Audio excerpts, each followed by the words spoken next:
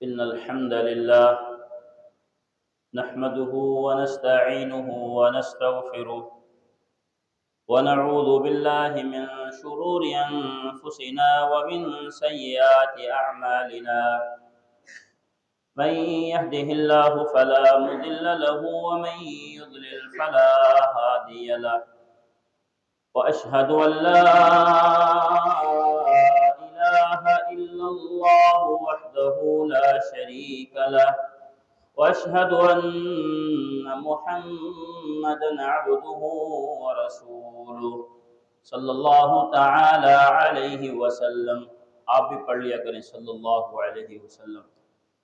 آہستہ آواز میں پڑھیں لیکن ضرور پڑھیں۔ یہ نہیں ہونا چاہیے کہ رسول اللہ صلی اللہ علیہ وسلم کا نام آئے اور سننے والے حضرات خاموش بیٹھ کر اپنے اوپر بہت بڑا گناہ سوار کر لیں۔ یہ بہت بڑا گناہ ہے۔ اور یہاں ایک اور بات بھی اپنے ذہن میں رکھ لیجئے کہ آج کل یہ بھی ہوتا ہے کہ تقریر کرنے والے کو اتنی جلدی ہوتی ہے کہ وہ نہ تو خود صلی اللہ علیہ وسلم پورا پڑھتا ہے اور نہ ہی سننے والوں کو پڑھنے کا موقع ہی دیتا ہے۔ تو مطلب تو یہ ہے کہ یہ مجلسیں جمعہ کوئی درس اس لیے ہوتی ہیں کہ ہم کچھ سیکھیں اور ہمارے گناہ بخشے جائیں۔ تو یہ اگر ہو کہ بندہ صلی اللہ علیہ وسلم بھی نہ پڑھ سکے تو یہ الٹا وہ گناہگار ہو رہا ہے۔ اور یہ بھی درست نہیں کہ بعض جگہ پہ خطیب حضرات نمازیوں سے کہیں بھی اونچی ذرا دوران خطبہ تو بالکل ہی درست نہیں۔ لیکن یہ ضرور ہے کہ جب رسول اللہ صلی اللہ علیہ وآلہ وسلم کا نام آئے تو صلی اللہ علیہ وسلم ضرور پڑھا کریں۔ اس میں غفلت نہیں ہونی چاہیے۔ کئی لوگ تو اتنے غور سے سن رہے ہوتے ہیں کہ وہ صلی اللہ علیہ وسلم پڑھتے ہی نہیں۔ اما بعد فإن خير الحديث كتاب الله وخير الهدي هدي محمد صلى الله تعالى عليه وسلم وشر الأمور محدثاتها وكل محدثة بدعة وكل بدعة ضلالة وكل ضلالة في النار فأعوذ بالله من الشيطان الرجيم يا أيها الذين آمنوا اتقوا الله حق تقاته ولا تموتن إلا وأنتم مسلمون بسم الله الرحمن الرحيم يا أيها الناس اتقوا ربكم الذي خلقكم من نفس واحدة وخلق منها زوجها وبث منهما رجالا كثيرا ونساء واتقوا الله الذي تساءلون به والأرحام إن الله كان عليكم رقيبا يا أيها الذين آمنوا اتقوا الله وقولوا قولا سديدا يصلح لكم أعمالكم ويغفر لكم ذنوبكم ومن يطع الله ورسوله فقد فاز فوزا عظيما يقول الله سبحانه وتعالى إن الدين عند الله الإسلام۔ رسول اللہ صلی اللہ علیہ وآلہ وسلم نے فرمایا تین قسم کے لوگ ایسے ہیں قیامت کے دن اللہ تعالی ان کی طرف نظر رحمت نہیں فرمائیں گے اور نہ ہی ان کو گناہوں سے پاک صاف کر کے ان کو پاک صاف قرار دیں گے اور نہ ہی اللہ تعالیٰ ان سے کلام کرنا پسند کریں گے اور ان کے لیے بڑا ہی درد دینے والا تکلیف دینے والا عذاب ہوگا۔ رسول اللہ صلی اللہ علیہ وسلم نے جب یہ بیان فرمایا تو آپ سے سب سے پہلے جن مسلمانوں نے یہ دین سنا ان کا نام ہے صحابہ رضی اللہ عنہ۔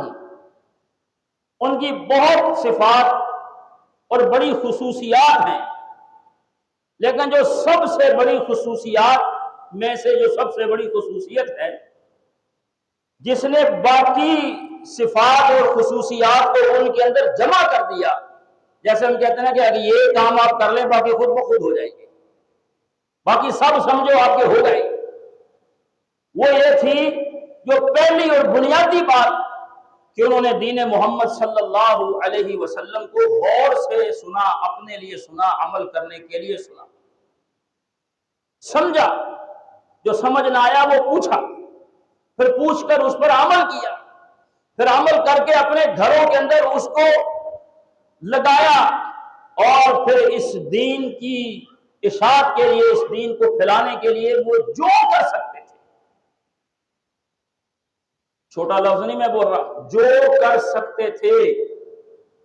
انسان کے پاس سب سے قیمتی چیز اس کی اپنی جان ہوتی ہے، وہ بھی انہوں نے دی، ہجرتیں کی، مال خرچ کیا، خاندانوں کی اور اولادوں کی پرواہ کیے بغیر دین محمد صلی اللہ علیہ وسلم کی ترقی اور آبیائی کے لیے ان کو جو کرنا پڑا وہ کر گزرے، اور انہوں نے اس دین کو دنیا کے اوپر پھیلانے کے لیے اپنا ایک روشن کردار ادا کیا۔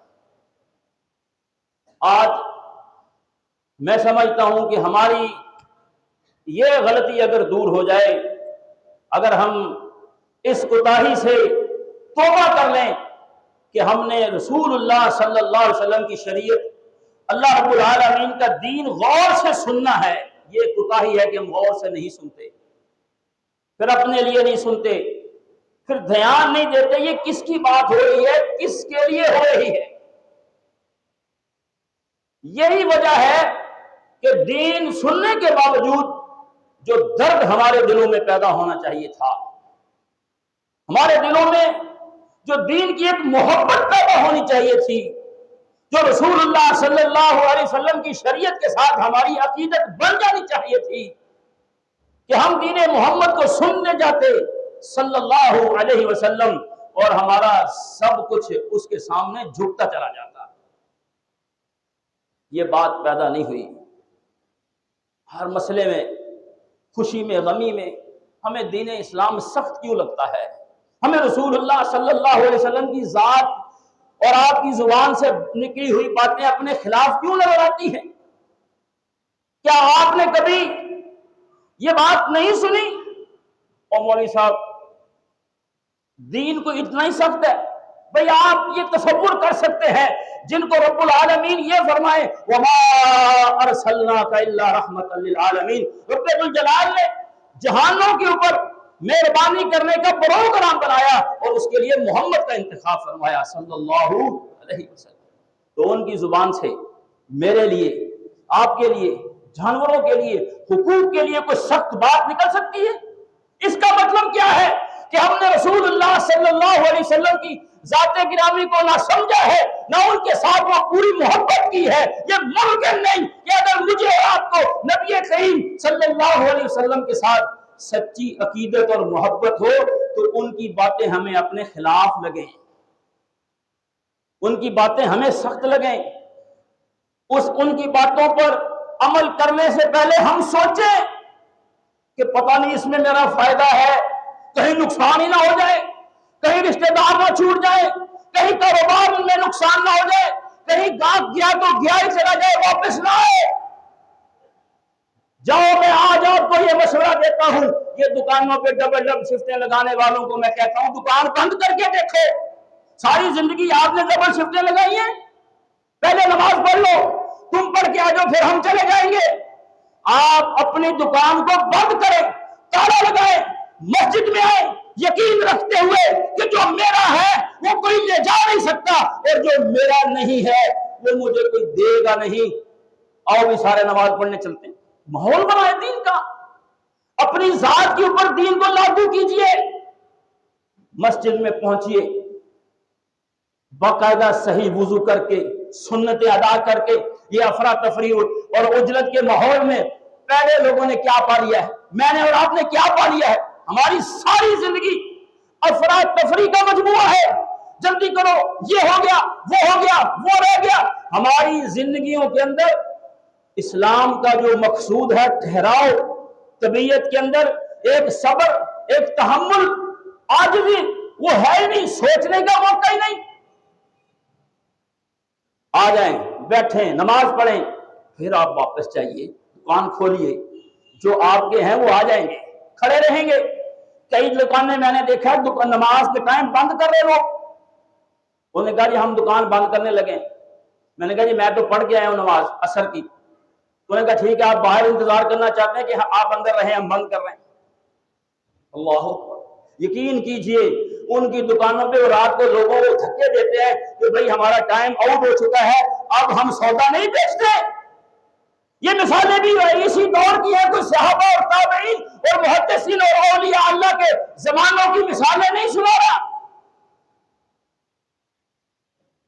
اگر سچی عقیدت محمد صلی اللہ علیہ وسلم سے ہے تو ان کی باتوں سے کیوں نہیں، ان کے پیغامات سے کیوں نہیں، ان کی زندگی سے اگر ہمیں واقعی پیار ہے، آپ کی ذات بھی اعلیٰ ہے، آپ کی بات بھی اعلیٰ ہے، ہم نے دین محمد کے ساتھ وفا نہیں کی صلی اللہ علیہ وسلم۔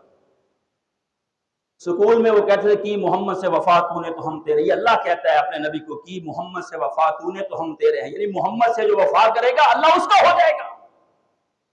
اپنی محبت کے لیے رسول اکرم صلی اللہ علیہ وسلم کی تابعداری اور فرما برداری کو معیار بنایا کہ جو مجھ سے محبت کرنا چاہتا ہے اس کے لیے رسول اللہ صلی اللہ علیہ وسلم کی اتباع اور فرما برداری یہی برج ہے، یہی راستہ ہے، اس کو پار کرے گا تو میرے تک پہنچ جائے گا۔ یاد رکھیے باتیں دو ہی ہیں، دو باتیں ہیں۔ نمبر ایک، ہم اس دین کے اوپر اپنے آپ کو قائل کر لیں، ایگری کر لیں، بچ جائیں گے، نسلیں بچ جائیں گی، کاروبار بچ جائیں گے، دنیا بچ جائے گی، آخرت بچ جائے گی، سب کچھ ٹھیک ہو جائے گا، عزت بچ جائے گی، نسل بچ جائے گی، نسب بچ جائے گا، سب کچھ محفوظ ہے تو دین محمد اس کی گارنٹی دیتا ہے صلی اللہ علیہ وسلم۔ اور اگر یہاں پہ نہ رکے تو پھر سٹاپ کوئی نہیں ہے زندگی میں، پھر کہاں رکیں گے؟ آپ دیکھتے چلے جائیے، کوئی پھر سٹاپ ہے، پھر کوئی توقف ہے، پھر فل سٹاپ کوئی نہیں آئے گا، کیونکہ انسان کی خواہشات، اس کے جذبات، اس کے احساسات لامتناہی ہیں، ان کی کوئی حد نہیں ہے۔ آج اس کی کوئی خواہش، کل اس کی کوئی ضرورت، پرسوں اس کی کوئی بات، اگر اس نے اپنے آپ کو اس بات کے اوپر رکھ لیا ہے کہ میں نے اس سے آگے یہ ڈیڈ لائن ہے، میں نے اس سے آگے نہیں گزرنا، تو وہ تو بچ گیا، وہ تو محفوظ ہو گیا، لمیٹیشن ہے، اس کی حدود ہے۔ لیکن جو اس دین کے اوپر اپنے آپ کو نہیں ٹھہراتا، اس پہ نہیں ٹھہرتا، اس کا پھر کہیں بھی رکنا نہیں ہوتا، پھر وہ چلتا ہی جاتا ہے، بڑھتا ہی جاتا ہے، اور وہ ایسی ایسی مصیبتوں میں، ایسے ایسے مسائل میں گرتا چلا جاتا ہے کہ پھر اس کو خود سمجھ نہیں آتی۔ ایک وقت ایسا آتا ہے کہ وہ خود اپنے آپ سے تنگ ہو جاتا ہے، مال ہونے کے باوجود اس کو خوشی نہیں، اس کے دل کو سکون نہیں، شکوے شکایتیں ختم نہیں ہو رہی، اس کے معاملات کے اندر کوئی مزہ نہیں، وہ اپنی یعنی اس کا گھر بھی اچھا ہے، پیسہ بھی ہے اس کے پاس، اولاد بھی ہے، لیکن دل کا سکون نہیں۔ کبھی آپ نے سوچا اس کی وجہ کیا ہے؟ اس کی سب سے بڑی وجہ یہ ہے کہ ہم نے یہ پہلی بات جو ہے کہ دین محمد صلی اللہ علیہ وسلم کے اوپر اپنے آپ کو روکا نہیں، ٹھہرایا نہیں، ایگری نہیں کیا، اپنے لیے اس دین کو کافی نہیں سمجھا۔ بھئی تمہارے پاس تو سب کچھ ہے، تمہیں کیوں سکون نہیں ہے؟ تمہیں کیوں بے چینی ہے؟ تمہیں کیوں پریشانی ہے؟ تیرے مسائل کیوں بڑھتے چلے جا رہے؟ یہ شکوے شکایتیں انہی کے زبان پہ آتی ہیں جن کے دل جو ہے وہ رب الجلال کی طرف سے تقسیم ہونے والی سکون سے خالی ہوتے ہیں۔ سکون آسمان سے اترتا ہے، یہ چین آسمان سے آتا ہے۔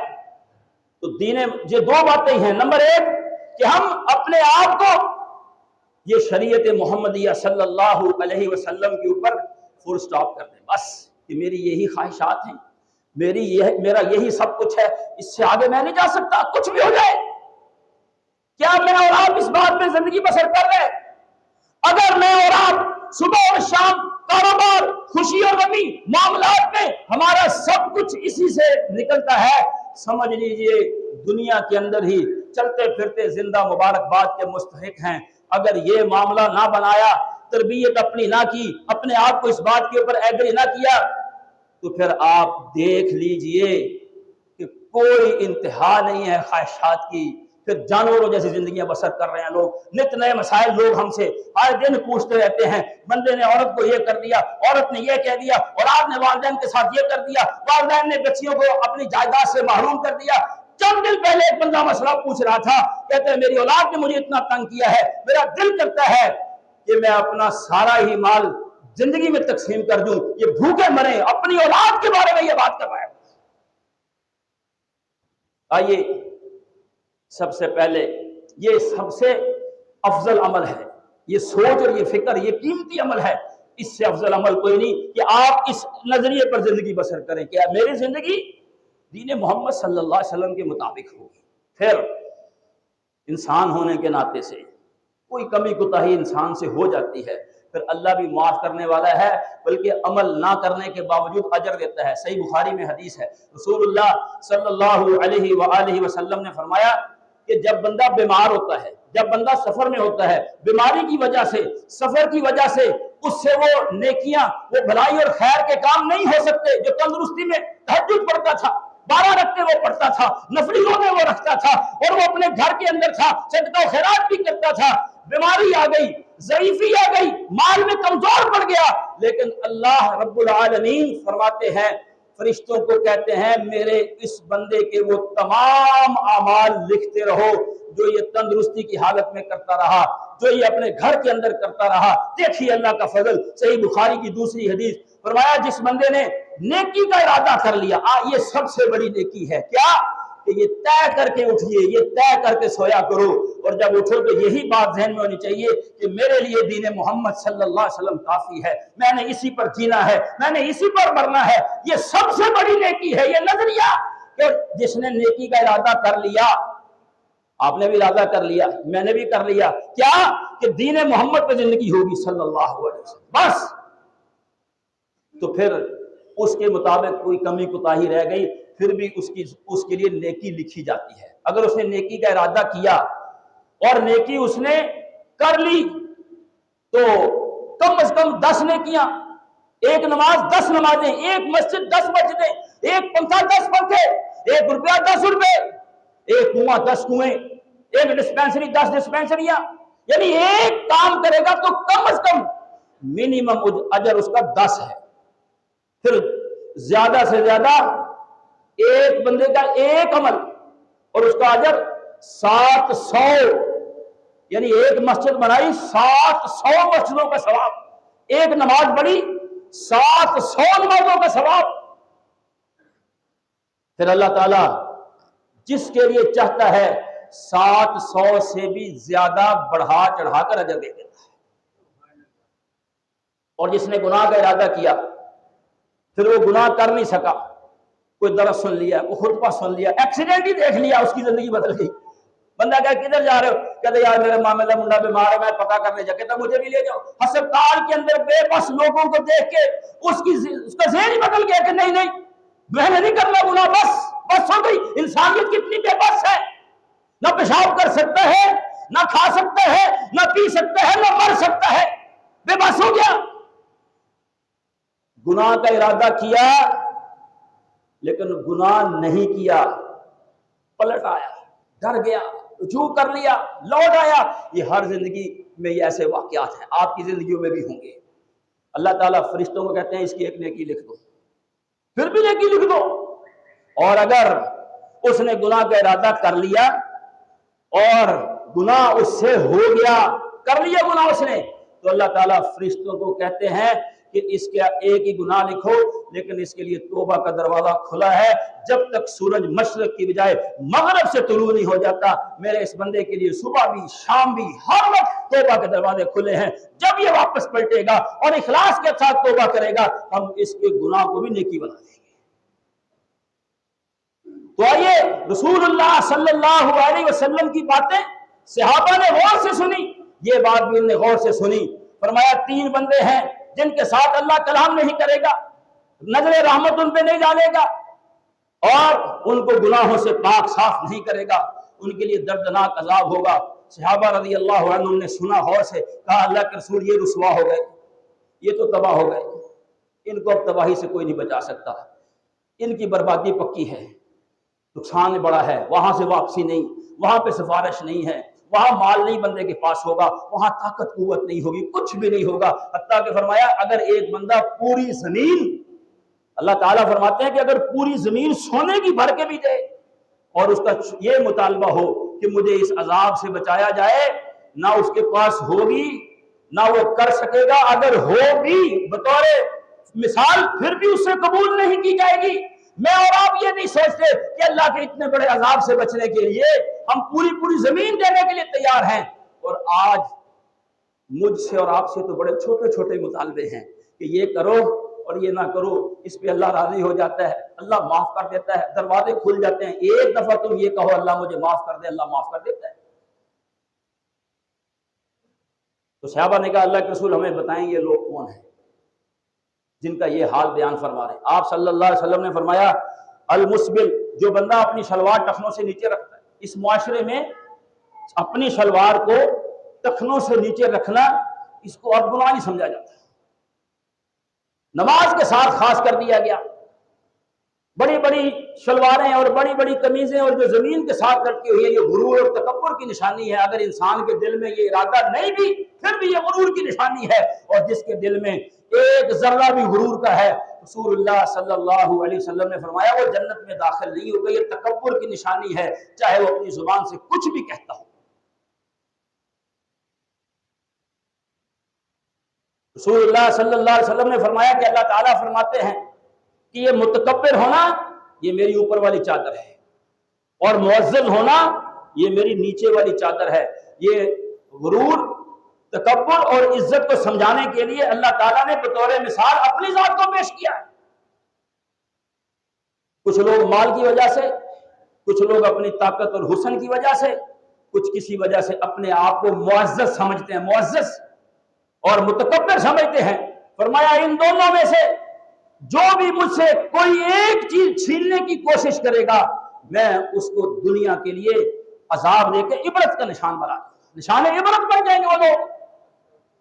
یہ تکبر کرنا، یہ اپنے آپ کو بڑا بڑا سمجھنا، یہ اپنے آپ کو یہ سمجھنا میں یہ ہوں میں وہ ہوں، برادری ہے، پیسہ ہے، بھائی کہاں گئی برادریاں، کہاں گئے پیسے، کہاں گئے اونچے اونچے لشکروں والے لوگ، بڑی بڑی طاقتیں اور قوتیں زمین بوس ہو گئی، ان کا نشان بھی نہیں رہا.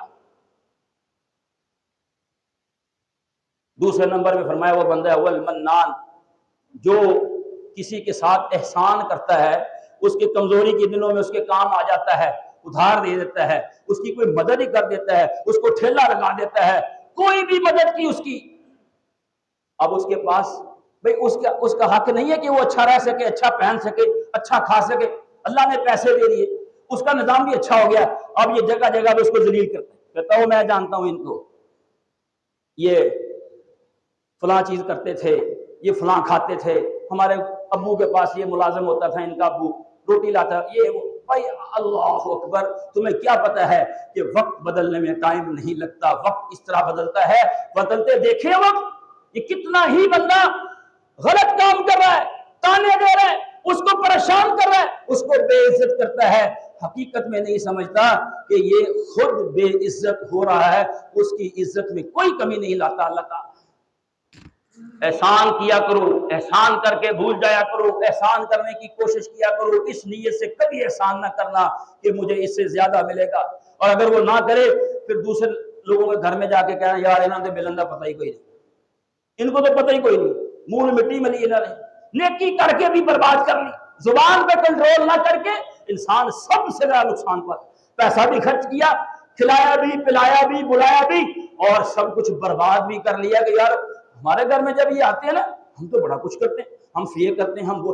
جب ہم جاتے ہیں ان کو پتہ ہی کچھ نہیں. لا حول ولا قوت الا باللہ. اگر آپ واقعی مخلص انسان تھے تو پھر بھی غیر محسوس طریقے سے اسی کو بتاتے جس کا یہ مسئلہ تھا. آپ تو جگہ جگہ پہ ذلیل کرتے پھر رہے ہو. کیا ہے آپ کی اوقات؟ اسلام کی جو بنیادی صفت تھی کہ ایک مسلمان کی عزت کعبۃ اللہ سے زیادہ ہے، آپ نے تو اس کو بھی نہیں سمجھا. اللہ کے رسول صلی اللہ علیہ وسلم نے کعبۃ اللہ کو مخاطب کر کے کہا تھا کہ کعبۃ اللہ تیری بڑی عزت ہے، تیری بڑی شان ہے، تیری بڑی عظمت ہے، لیکن میں محمد دنیا کے سامنے یہ اعلان کرتا ہوں صلی اللہ علیہ وسلم ایک مسلمان مومن کی عزت تیری عزت سے بھی زیادہ ہے. رسول اللہ صلی اللہ علیہ وسلم نے حجۃ الوداع میں کیا کہا تھا کہ تمہاری عزتیں، تمہارے مال اور تمہارے خون اسی طرح ہی معزز ہیں، محترم ہے، جس طرح تم حجۃ الوداع اس دن کو معزز سمجھتے، مکہ شہر کو معزز سمجھتے ہو، اس مہینے کو معزز سمجھتے ہو. مسلمانوں کی عزتیں، مسلمانوں کے خون، مسلمانوں کے اموال اسی طرح ہی معزز ہیں. نہ کسی کو بے عزت کرو، نہ کسی کے پردے چاک کرو، نہ کسی کو پریشان کرو، نہ پتہ لگا تمہیں کیا ہوا. بند اپنی زبان کو جو رکھتا ہے وہ بہت سکون میں رہتا ہے. اور تیسرے نمبر پہ فرمایا والمنفق سلعته بالحلف الكاذب. جھوٹی قسمیں، جھوٹ بولنا، جھوٹ بول کے اپنا سودا بیچنا. نہیں جی نہیں، مجھے تو خود بھئی آپ نہ بتائیں کسی کو کہ آپ کو یہ چیز کتنے کی آئی ہے، نہ شو کریں. جھوٹ بولنا، پھر جھوٹ بول کے اس حد تک پہنچنا، جھوٹی قسم کھا لینا کہ سودا بک جائے، 4 پیسے آ جائیں، گھر میں جاؤ کوئی فروٹ لے جاؤں، کمائے گا تو اکیلا، کھائے گا تیرا سارا خاندان، قبر میں حشر میں تو نے اکیلے کا جواب دینا. رسول اللہ صلی اللہ علیہ وسلم نے فرمایا، الفاظ پیچھے یہی تھے کہ اللہ ان سے کلام نہیں کریں گے، رحمت کی نظر سے دیکھیں گے نہیں، گناہوں سے پاک نہیں کریں گے، دردناک عذاب ہوگا. بندے آگے اور بیان فرمایا شیخ ظالم، بوڑھا ہو کے جو بدکاری کرے، جو بوڑھا ہو گیا لیکن اس کی طبیعت سے خباثت نہیں جا رہی، اس کے ارادوں سے وہ خرابی نہیں جا رہی، بوڑھا ہو کے بھی اس کی گفتگو کے اندر وہ غلاظت ہے، وہ فحش ہے، وہ گالیاں، وہ گند پایا جاتا ہے. اس کا مطلب یہ ہے کہ یہ خرابیاں کرنا اس کی طبیعت میں شامل ہو چکا ہے، اس کا ضرورت نہیں ہے، بلکہ یہ خبیث النفس ہو چکا ہے. کتنے لوگ آپ ایسے دیکھیں گے جو بات بات پہ گالی، عورت کو گالی، اس کے خاندان کو گالی، اپنے بچوں کو گالی، کام کو گالی، یعنی ان کی طبیعتوں کے اندر اس قدر گند بڑھ جاتا ہے کہ وہ گالیاں دیتے ہیں جو نفاق کی نشانی ہے. کوئی دنیا کی طاقت نفاق کی اس نشانی سے گالیاں دینے والے کو نہیں بچا سکتی. یہ میرے نبی کا فرمان ہے، جو ہر وقت گالیاں دیتا ہے اس میں منافق کی ایک نشانی پائی جاتی ہے. ملک کذاب، دوسرا وہ بندہ جو بادشاہ ہو کر جھوٹ بولے، بڑا بندہ ہو کے جھوٹ بولے. بھئی تمہیں جھوٹ بولنے کی کیا ضرورت پڑی ہے؟ چھوٹے لوگ تو اس لیے جھوٹ بولتے ہیں نا بچ جائیں گے، بچتے وہ بھی نہیں. جھوٹ اس لیے بولتے ہیں کہ نکل جائیں گے اور پھنستے چلے جاتے ہیں. پریشانیوں سے بچنے کے لیے، نکلنے کے لیے جھوٹ بولتے ہیں، لیکن ہر جھوٹ ان کو پہلے سے بڑی پریشانی کے اندر مبتلا کرتا ہے. نظر بھی آتا ہے، دیکھتے بھی ہیں، اجڑتے چلے جاتے ہیں، لیکن اس جھوٹ سے باز پھر بھی نہیں آتے، توبہ پھر بھی نہیں کرتے. چلو چھوٹا بندہ جھوٹ بولے تو بات سمجھ آتی ہے، بڑے منصب پہ پہنچ کر تم نے جھوٹ کیوں بولا؟ تم کس سے ڈر رہے تھے؟ تمہیں جو ہے وہ کیا ضرورت پڑی تھی؟ بڑے بندہ جب جھوٹ بولتا ہے اس کا نقصان صرف اس کو نہیں ہوتا، بہت لمبا چوڑا نقصان ہوتا ہے. زندگی میں یہ طے کر لو اور اپنی گھر والی کو بھی یہ مسئلہ یاد کروا دو کہ کچھ بھی ہو جائے زندگی کے اندر، مذاق میں، حقیقت میں کبھی بھی جھوٹ نہیں بولنا. اگلے بندے کی جان نکلنے والی ہو جاتی ہے، بعد میں کہتے میں مذاق کر رہا سی، موبائل اٹھا لیا، وہ بندہ پریشان ہے، کہتا بھی کہاں سے لوں یہ، وہ کہتے میں مذاق کر رہا تھا، فلاں کر رہا تھا. بھائی آپ کسی کے ساتھ مذاق میں بھی جھوٹ نہیں بول سکتے، مذاق میں بھی کسی کو پریشان نہیں کر سکتے. یہ رسول اللہ صلی اللہ علیہ وسلم کی اور بھی ایسے افراد کا ذکر کیا. ایک آخری ذکر کر رہا ہوں. آپ نے فرمایا کہ وہ شخص جو دیوس ہے اس کے طرف بھی اللہ تعالیٰ قیامت کے دن نظر رحمت نہیں ڈالیں گے. صحابہ نے پوچھا اللہ کے رسول یہ دیوس کون ہوتا ہے؟ فرمایا دیوس وہ ہوتا ہے جو اپنے گھر والوں میں خباثت کو قائم رکھتا ہے، اپنے گھر والوں کے اندر گند کو قائم رکھتا ہے، بدکاری کی باتیں، بے پردگی کی باتیں یعنی ہمارے گھر میں نہیں چلتا. اللہ اکبر، وہ دیوس جنت میں نہیں جائے گا. ایک حدیث کے اندر یہ الفاظ بھی ہے کہ جو شخص دیوس ہے وہ جنت میں نہیں جائے گا. یہ بے پردگی کے نظام، یہ اللہ کی حدوں کو کراس کرنے والے نظام. بلکہ دیوس آدمی بسا اوقات اس قدر خطرناک ہو جاتا ہے کہ اس کی توبہ بھی قبول نہیں ہوتی، اس کا یہ گناہ نہیں ہوتا بلکہ یہ جرم ہوتا ہے، اور جرم جو ہے وہ کرمنل میں آ جاتا ہے، اس کو نکال دیا جائے گا اس علاقے سے جب تک وہ اپنے اس عمل کو چھوڑ نہیں دیتا۔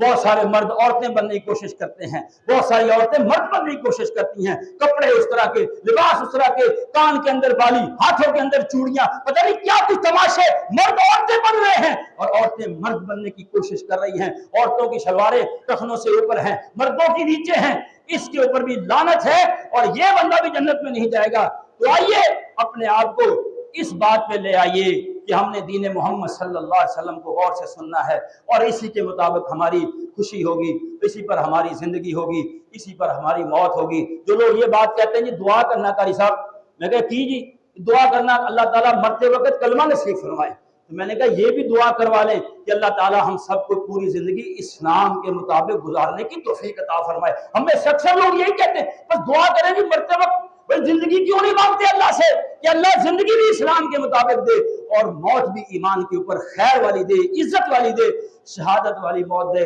وآخر دعوانا ان الحمدللہ رب العالمین۔